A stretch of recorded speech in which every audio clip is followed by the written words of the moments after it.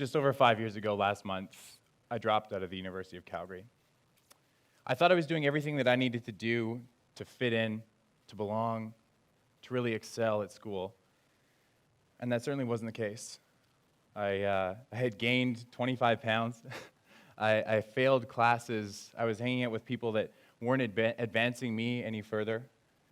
And I didn't feel that sense of belonging. It came to the point that I had to grab my life and make a change.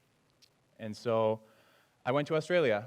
I went to Sydney on that discovery travel trip that we all hear so much about.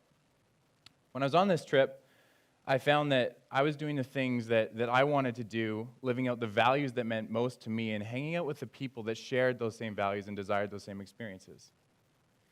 In the absence of technology, now we're talking 2011, a long time ago, right, in the world of technology. I didn't have my cell phone. I wasn't connected. I was actually completely disconnected to the point that I didn't have internet or social media or the things that brought me back home. And when I was in Australia, there was a quote that really resonated with me and one that I stick with today. And it's an Eleanor Roosevelt quote that says, "Small minds talk about people, average minds talk about events, and great minds talk about ideas." Now, in the absence of technology, and traveling with people you've never met before, and having no events or previous connections or events in common, we're forced immediately to talk about ideas. How are we going to get to the next place? How are we going to do it with as much fun as possible and spending as little as we could? And I found that when we were talking about ideas, we could really forge relationships very quickly. The communication was real, it was authentic. We could feel the emotion that each other was feeling, and it allowed us to communicate on a very deep level. Now, when I came back to Canada, I tried to apply this new way of thinking around ideas and less about events and people to be able to take me a little bit further in my career. And so I tried to keep technology at bay as much as possible and talk about ideas. And when I was with people that I felt that I had that sense of belonging with, I could connect with them at a deeper level. A year and a half later, after coming back, I was able to become the vice president of the University of Calgary and a class ambassador, which is one of the top 5 students in the university, because I did what I thought was right. I hung out with the people and did the things that I valued, the people that I really belonged with, to be the best version of myself, and not one that society tells me that I need to be successful. Now, fast forward after starting a company and entering the business world, I find that with this integration of technology, one that's happening faster than it's ever happened before, we're living in a world that's more connected, but disconnected than ever before. We're living in a workplace where I can be sitting across from my peer and not actually talk to them because I'm typing to them and missing that reaction, missing that interaction, missing that connection altogether. And I find that in this dehumanized, decentralized, and fragmented workplace, we're missing that sense of belonging. And I think what makes matters worse is we bring this generational conversation into the workplace and into the homes that we live in, and we talk about millennials or Gen X or Gen Y like they're completely different entities. Like these millennials are narcissistic, job-hopping, entitled people that live in their parents' basement and watch Netflix all day. Some do. My point is, though, is that we have to deconstruct this idea of a generation. And let me give you a little bit of context here. Buckminster Fuller created a theory that was called the knowledge doubling curve. Basically, this said that before 1900, the amount of information that we had access to doubled every 100 years, okay? After 1900, though, the amount of information that we had access to doubled at a halved rate. So from 1900 to 1950, it doubled. From 1950 to 75, it doubled. 75 to 88, it doubled again. 88 to 93, it doubled again. To the point now that the information that we have access to doubles every 13 months and getting shorter. According to IBM, the Internet of Things and artificial intelligence, this will actually shrink to double every 12 hours. Now, that's not to say that myself or anyone in this room will have twice as much information on an individual basis. It's just to say that we'll have access to twice as much information. Cisco will tell us that we're entering the zettabyte era, which basically means that in 2016 alone, the equivalent of 250 billion DVDs will be transferred on the World Wide Web across the world. Now, when we bring generations into this conversation, and my ask is that we deconstruct them completely, is that if we see this exponential integration of technology into the world that we live in now, the way we talk about people has to change as well. And so, for example, if we had this traditional generation, the information that these people would be talking about would be more normalized because it wouldn't change at the same rate.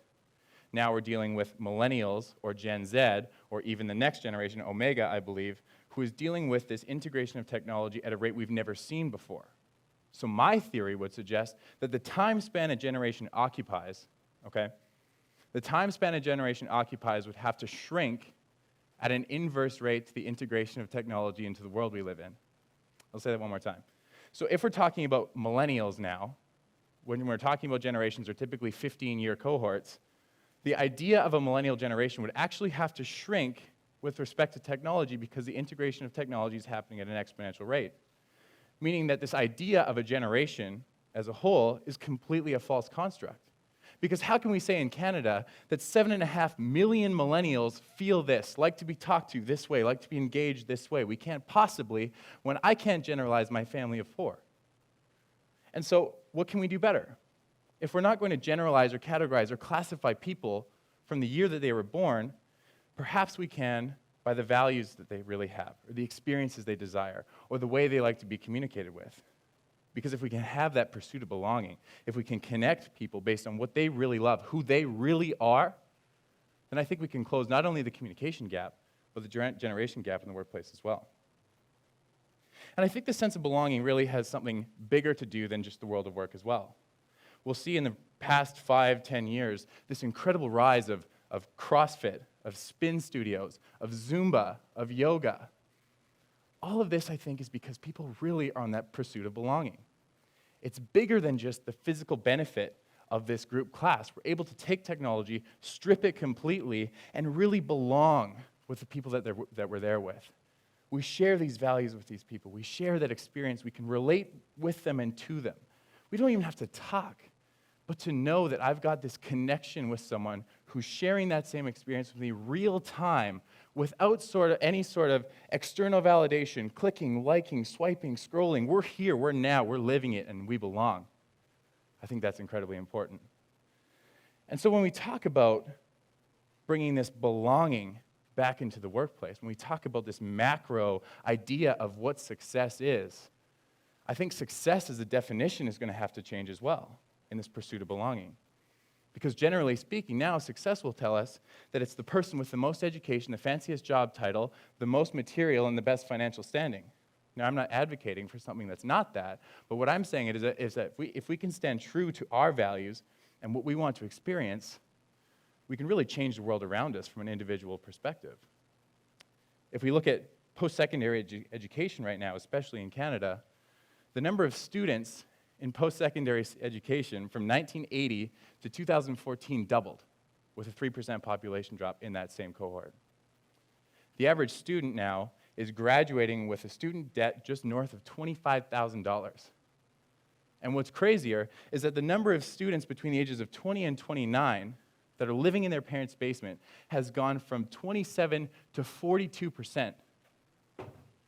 This is bigger than just work, than education. This is the idea that the external pressure and idea of what success is pushing us down a road that might not be the best fit for us, that is pushing us away from something that we might really belong to. As a result, we're seeing major shortages across this country in agriculture, in forestry, in mining, in manufacturing, in trades, in transportation, in apparel. Because people don't view success on an individual basis. We're looking at success as this external pressure and something we have to fit into, boxes that we have to check off. The generation in the workplace right now is experiencing 10 years shorter than they've ever been before, 18 to 24 months. The average training and recruiting cost for these people is between $25,000 and $50,000. I've heard upwards of $250,000. This has to change because we have to change the way we view success. If we want to belong and stay true to who we really are, identifying those values is going to become paramount. And so how do we do that? Other than looking at a Lululemon bag and doing all those things that it says, I think we really have to try new things.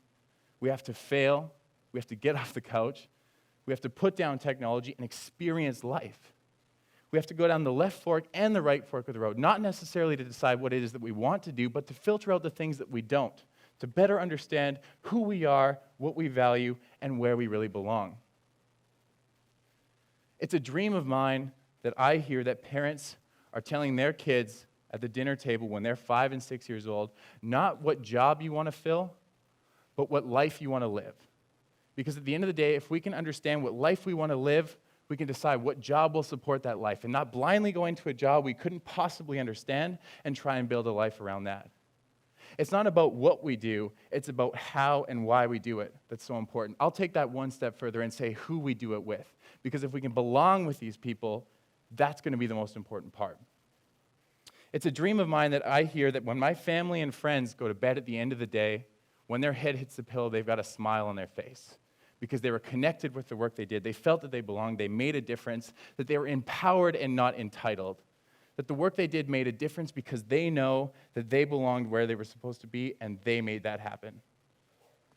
It's a dream of mine that when we talk about people, we view them as human beings and not human doings.